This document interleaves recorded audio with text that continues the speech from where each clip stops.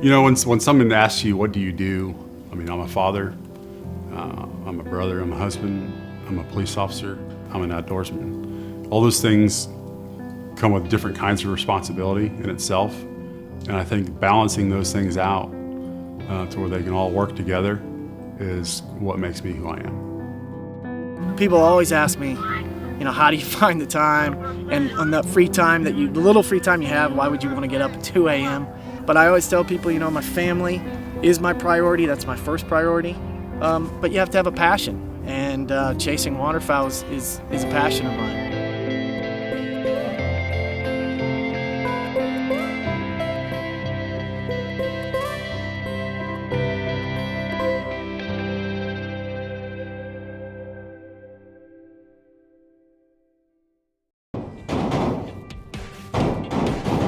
At the department, I serve on patrol, which if you call 911, I'm coming. That's my primary job. I also serve as a range master and firearms instructor. I'm on our tactical support unit as well as our field training unit, so I'm training new officers on the street as well.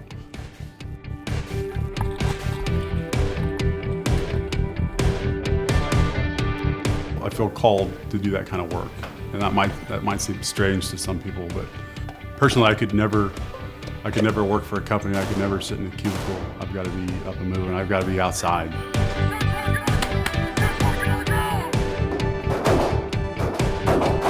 So I'm constantly doing different things. Every day is something new, which is exciting and fun. And a lot of my training, especially the weapons training and stuff, there's some crossover in my hobbies. So it's a lot of fun, and I'll be doing this till I retire.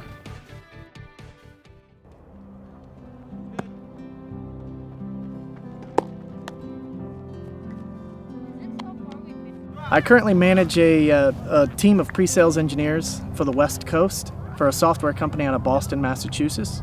I've been married for 15 years. I have 2 wonderful kids, a son who's 12 and a daughter who's 8 years old. And my family just amazes me every day. When it comes out of winter, all the decoys get put away and all the baseball stuff comes out. So in the spring and summer, I'm pretty busy coaching this 12-year-old team that's actually behind me. My son does play on it. I love the lessons that baseball teaches you, and I love that you can kind of compare them to duck hunting, that you're accountable for your actions and you're accountable for yourself, and that commitment. People always ask me, how do you find the time? And on the free time the little free time you have, why would you want to get up at 2 a.m.? But what it really comes down to is I just can't get enough of it, and I just have to see it again. I think it's still really important, and it's a lot of fun too, to just get out of the city whenever you can in the summertime. Whether it's a little project like a wood duck box that we did here today, this is when people start forgetting about the waterfowl and conservation, and they kind of just get on their busy lives in the summertime.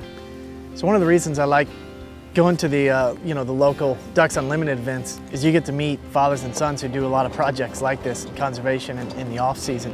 If everybody just did a little bit of this in the summertime, in the off season, it would make everything better for waterfowl season and for years to come and seasons to come. Imagine if everybody just planted one of these, just did one wood duck box every year. More wood ducks, right? It's pretty simple. Pretty simple.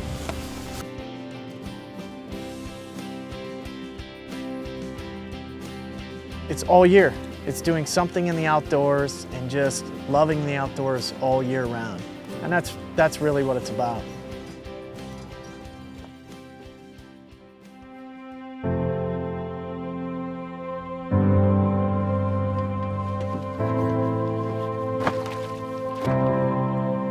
Friendship with Eric started just through a networking thing. We both have the same interests, especially waterfowl, and that's what kind of brings us together outside.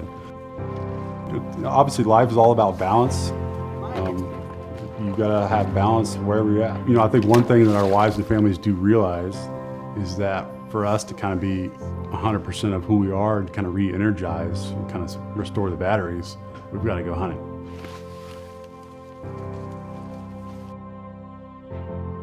Joel's one of those guys who just makes me a better person when I'm around him. The way he balances his family and being a police officer it's just amazing, you know. And every chance we get, you know, whether the guy gets off at 12 o'clock or 2 o'clock in the morning, whether he gets an hour of sleep or 2 hours of sleep, you know, he's never late and he's always there. And there's something about seeing those big geese hit the water that as soon as it happens, you're addicted. You'll find other ways to do that again. Sometimes we don't have time to plan, you know, based on those other things that we're doing in life. To throw some stuff in the truck and go out to the pond is one of the things you can do.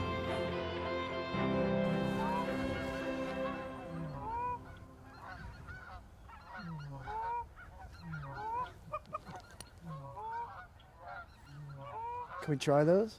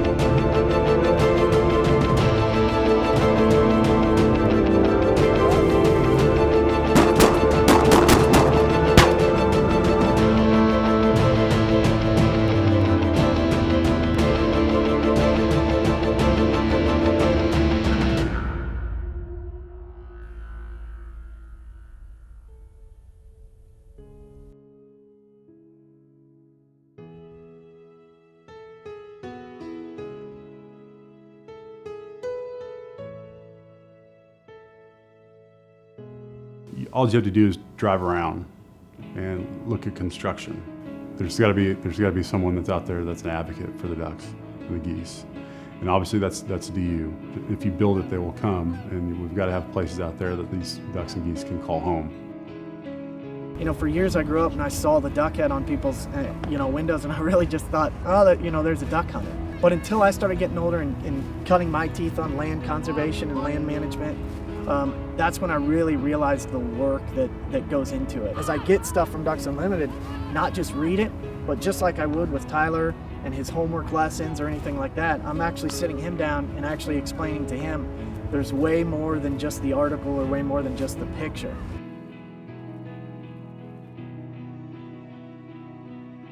Talked about getting another puppy.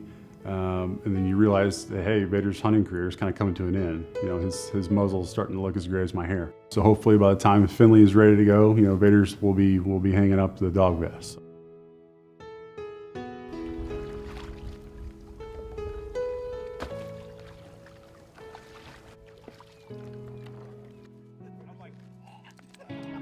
Time right now is busy. You know, the career and the family, both me and my wife work, and we're trying to raise 2 kids, and we're trying to raise them the right way.